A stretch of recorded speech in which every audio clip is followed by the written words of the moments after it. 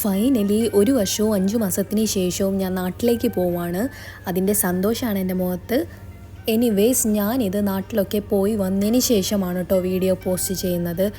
ഒരുപാട് വീഡിയോസൊക്കെ ഷൂട്ട് ചെയ്ത് വെച്ചിട്ടുണ്ട്, എല്ലാം പതിയെ ഇടാം. അങ്ങനെ എനിക്ക് വിൻഡോ സീറ്റ് തന്നെയാണ് കേട്ടോ കിട്ടിയിട്ടുള്ളത്. എനിവേസ് ഞാൻ ഹസ്ബൻഡിനെ കൂട്ടാതെ ഒറ്റയ്ക്ക് ഇത്രയും വേഗം ട്രാവൽ ചെയ്യുന്നതിന് വേറൊരു റീസൺ കൂടിയുണ്ട്. അത് ഞാൻ എൻ്റെ അടുത്ത വ്ളോഗിൽ പറയാം. ഞാനങ്ങനെ നാട്ടിലെത്തി. എനിക്ക് അത്ര സുഖകരമായിരുന്നില്ല ഫ്ലൈറ്റ് യാത്ര. അതുകൊണ്ട് തന്നെ എനിക്ക് പിന്നെയൊന്നും ഷൂട്ട് ചെയ്യാൻ പറ്റിയിട്ടുണ്ടായിരുന്നില്ല.